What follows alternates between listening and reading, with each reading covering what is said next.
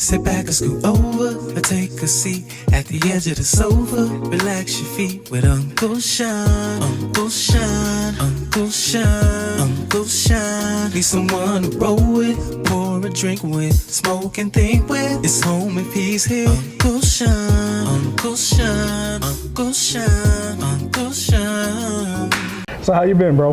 I've been good. We just wrapped the shows. Station 19 wrapped, and then Grey's Anatomy's got another week to wrap. But I wrapped on Grey's Anatomy. I've always wondered, what is that like to shoot both shows simultaneously? I feel like you are the one actor in the show's history who has done that the most. Am I wrong? It's crazy because we do a lot of crossovers, and that's happened with Station 19 and Grey's. You know, when they expanded the Grey's universe. You know, but even before Station 19 started, I was recurring on Grey's Anatomy, right, but doing other shows. So I was doing Mistresses and a couple other projects. So I was, I did Off the Map for Shonda as well. So I'd be in Hawaii shooting Off the Map, fly back, do a couple scenes on Grey's, and then fly back to Hawaii. The life. It's ridiculous. But the benefit of now is that it's the same dude. Right. I'm playing the same character. So when you're like, I'm in Hawaii and I'm playing a rough, grumpy, expat military veteran who is, addicted, has addiction issues. Right. And I fly out and I'm Ben Warren. I'm like Captain America with a big black S on his chest, and he's super chill and everything. It's like that was harder. Dude, I have something for you. I've always wanted to hear you do this line live. What is this? Read it to yourself. And I'm fan-dying right now. Okay. Let's see if you guys can recognize this line. Okay. I don't remember words, so I'm gonna have to read. Okay, do it. So, will you marry me? Is my question to you. And the reason why that's so easy is because I made the crossword. It took me 2 damn months, not to mention getting a mock-up made of the New York Times. The phrase is 14 letters, will, 4, you, 7, marry, 12, me, 14. Damn! Bailey, I'm glad she said yeah, because I'm glad she said yeah crazy. too, because it's given me a job for the last decade or whatever. Boom, there we go. But before we go any further, why don't we unwind and have a glass of champagne? You down for that? I will not say no to that. Let's do that. Can we get some champagne, y'all? All right, cheers, bro. Cheers, man. Alrighty, so, it's kind of nice. It's cool. Right. It's all right. All right, so I got a series of questions I'm going to ask you. Answer them however you feel compelled to. I got a series of answers I'm going to give you. A series of answers. Tell the truth or lie or do whatever is clever, okay? I kind of only got one mode. Cool. I say the drama for the You're stage. a straight shooter with me anyway. Yeah. So before we get into the acting stuff, who is Jason outside of the glitz and the glamour and the cameras? Wow. Well, Jason, the glitz and the glamour is definitely the fake part of it all. I mean, look, I'm a dad. That's I'm a dad. I'm a husband. I'm a black man. I'm a citizen. I try and be, a citizen of the United States of the world. So it's, I try and leave places better wherever I've been. Yeah. That's just kind of something that was taught to me early on, and so that's, I'm a military brat.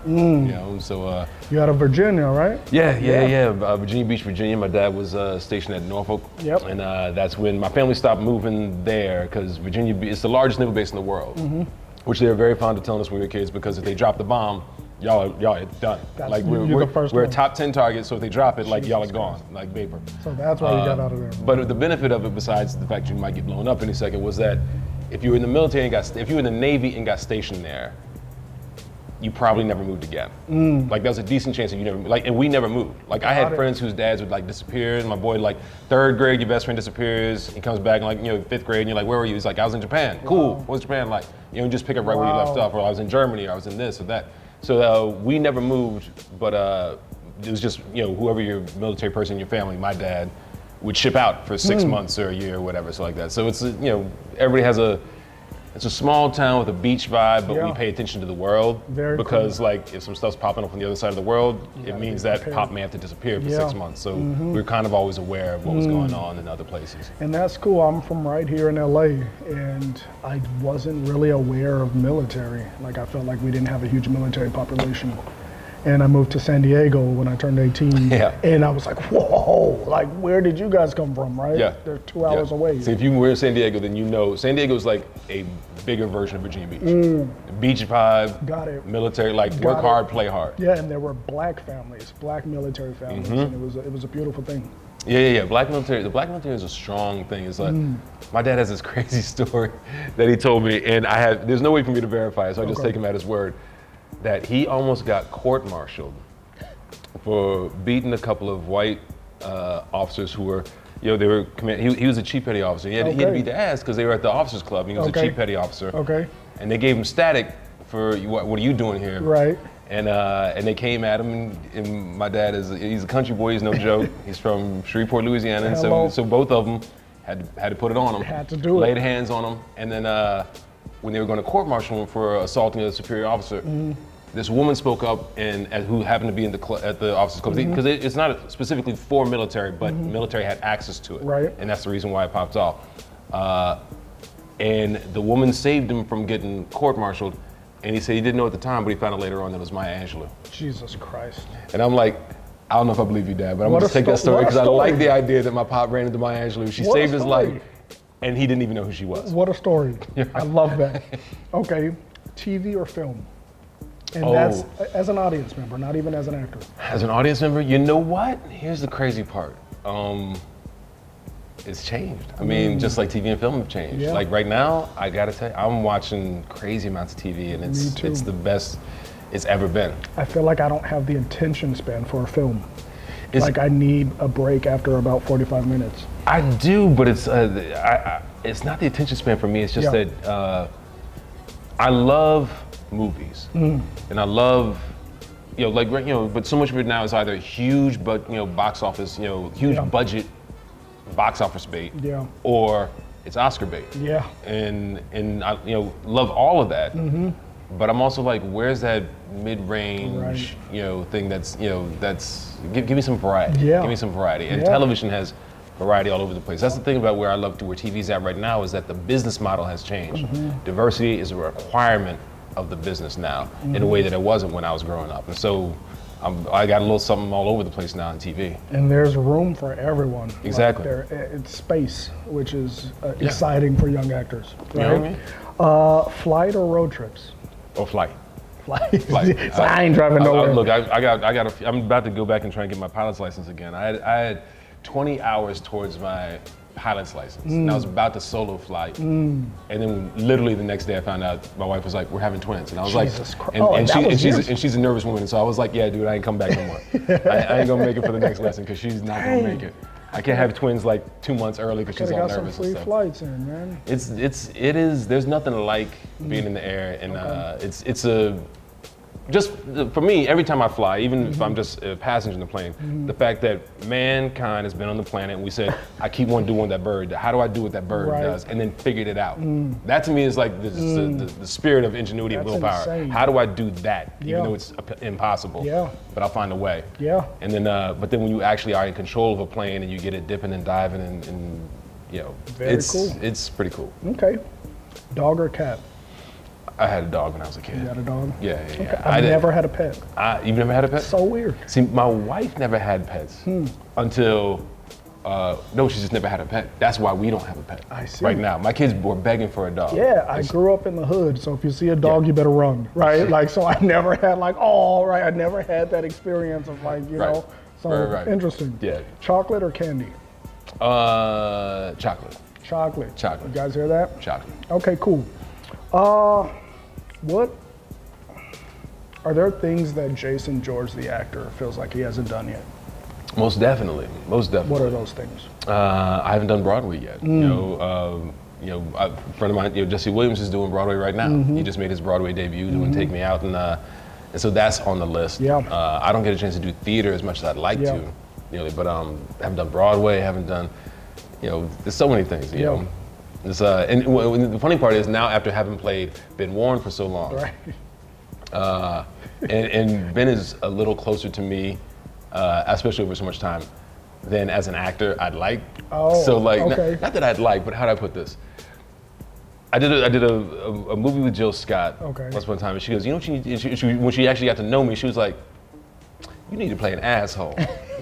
I can't see that. I was like, oh, I played, that's the thing, is back in the day before Ben, I That was your played thing. a variety of characters, and so, you know, there's an edge. So some of the, when I am done, whenever that is, playing Ben, you will see some assholes Yeah. show up. And it'll be- According to Grey's Anatomy, that might be in 15 more years. Hey We'll man, see. you know what? I got 3 kids, and they're expensive. Boom. There. Cheers to that.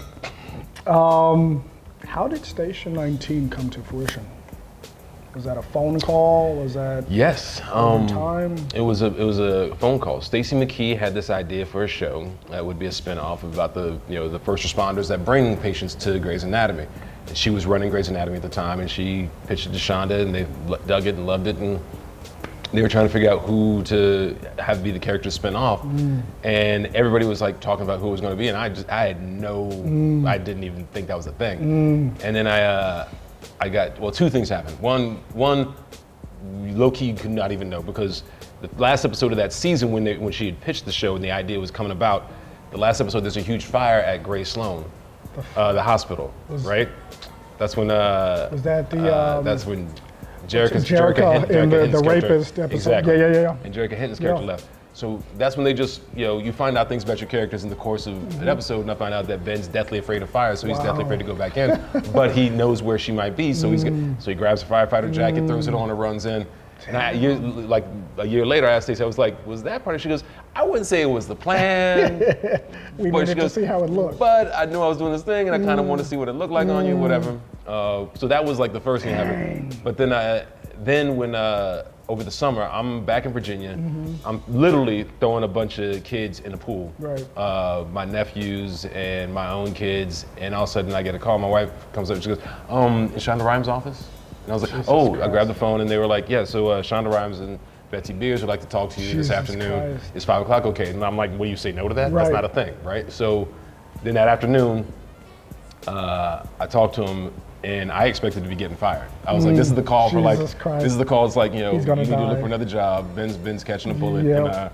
in one of the first episodes of the season, and they were like, how do you feel about spinning off into the new show? And I was like,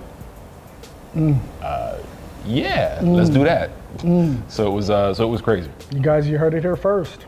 You heard it here first. What is your favorite scene that you've ever shot? Your favorite scene you've ever shot? On Grey's Anatomy and Station 19? Ever in life. Favorite scene that I've ever shot? Oh, that's hard. Shot, so we're not talking theater. We're talking film and television. Film and TV. Wow.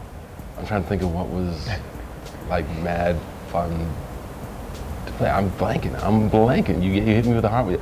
I don't get stumped easily. See? I don't get stumped easily. You know what? No. I know, I got one. Okay. John Ridley wrote a show that I did forever ago called Platinum. Platinum. Yeah, it was super dope. It was basically The Godfather set in the world of hip hop. Very cool. And I was like the Michael Corleone character. And in fact, Sofia Coppola was part of the origination of the idea. Okay. She was a producer on it and that sort of thing. So it really was like Godfather. So I'm basically the Michael Corleone character. And he looks more mainstream, but he's actually more Machiavellian than anybody. And he just puts everybody in a head trip. Okay. And I remember MC Light, and I had a scene, and I'm looking, we run a music label. She's one of my artists, one of our first artists, and she's throwing a tantrum. She's in her trailer and everything like that. So I come out, bang on her trailer to finally get her out, and I open the door, and I look, and MC Light's sitting there throwing chicken bones at a naked dude with a bucket of chicken in his lap, and the chickens just hit him on the chest and fall in the bucket. And she's laughing, and I do a double take like, what? I go, you, and I throw dude out, and we just go at it, and it was like a blast of a scene. But it was amazing. What was dope about it was that it was it had an edge to it. It was funny and dramatic and poignant, and made a point about women. So it like had all these different facets to it that like I dig. Yeah. But the fun part was I was kind of the asshole in the scene. You know what I mean? Got it. Because I'm like, I'm just bullying her to get back to work, and she's like, she's like, I'm throwing a diva fit because you put me on the shelf because I'm a woman over a certain age. Got it. I'm not 25 anymore, so you went to the next hot thing. Yep. And I had to eat that. So that was a dope scene for a lot of reasons. So we're manifesting here today that his next role will be an asshole. Be an asshole. Here's to the assholes out there. Not in real life, though. Okay, let's do one more question. Who is your favorite character from Grey's in Station? So one each, I guess. Of all time. Look, on Grey's, I love me some Chandra. I can't say Chandra Wilson because that'd just be ridiculous. That'd just be, I adore her. She's incredible. Though. She's fantastic. But I loved Yang because Yang's ability to be utterly ruthless and passionate about what she wants, but then her emotions sneak up on her. You know what I mean? The fact that she loves her classmates sneaks up on her. You know, the fact that she's fallen in love with some dude sneaks up on her. That was she was fantastic in how she played that. Yeah, very cool. So shout out to Chandra Wilson and Sandra Oh. You're fantastic. All right, so let's play a game. Game? Okay, so this is basically charades, but it's called I Am. I'm gonna need more champagne. Let's do that. Basically, I'll give you clues of a person, and you have to guess by saying, I am blank. Copy, right? copy. So let's do a practice round. Okay. Okay? I am a young actor. I'm African American. I teach at Duke University. I got my first gig on a show called Station 19, and I worked with a guy named Jason George. I am Shaun. Yes. Okay, so that's how that works. Okay. Okay? Okay. I feel like these are really easy, but okay, here we go. I am from Houston, Texas. I am Chandra Wilson. No. No? Oh, No, I didn't know she was from Houston. She's from Houston. Okay. There's a few, I gotta know, okay, keep Okay, going. 'Cause I'm from Houston, Texas. Okay. I went to Howard University. I'm Debbie Allen. Yes, you are. Boom. Okay, he's competitive. I was ready. All right. Ready. I got my start on Days of Our Lives. I dated 50 Cent. And you are Vivica Fox. Okay, okay. Okay, I wasn't certain on the days piece. I was like, I think I heard that's a something fun about that. fact. I think I heard something about that. But, in the late 80s. but the 50 piece wasn't, That gave it away. well, where I was thinking, because there's a lot of Oh, dating I 50. see. There's a lot of, Okay, so that could have been multiple people. It's okay. All right, got it. Moving on. I was born in Jersey. I won a Grammy Award. This is going to give it away, but I am known as Hercules Mulligan in the Hamilton musical. I am Okriete Anadawa. Yes, shout out Oak. Incredible Oak. Got one more. I was born in Seoul, South Korea, but raised in Glendale, California, and I'm known for Harold and... I am John Cho. Yes. I could have gone when you said Korea, but I was like, let's hear a little more. Let's hear a little more. So, all of these actors have something in common. We've hung out at some point in time. Okay. Yeah, I've worked with all of them. You've worked with all of them. That's amazing. These are amazing people. You're an amazing person. It does not suck. Yeah. Okay. They're good people. They're good All right, cool. So I have a fan who is a huge fan of yours, and he couldn't be here today. Okay. So I got a picture of him, and I would just like you to share a few words of aspiration for him. Okay. Is that cool? Yeah. Can you grab me that picture of him? This is a dude who's he's a fan of the show? Yes, he's a Okay. huge fan of you. And here he is. What would you say to this young guy today? Show the camera the picture. This stud right here. First off, I would say, you ain't got no damn business wearing that vest with no shirt on. Come on, man.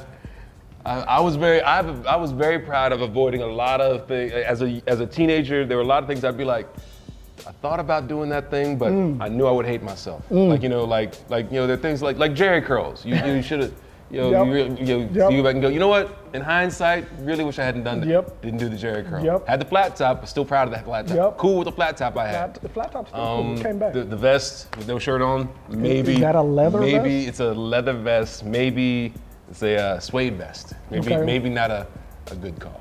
Maybe Okay. maybe not the smart call. I would tell him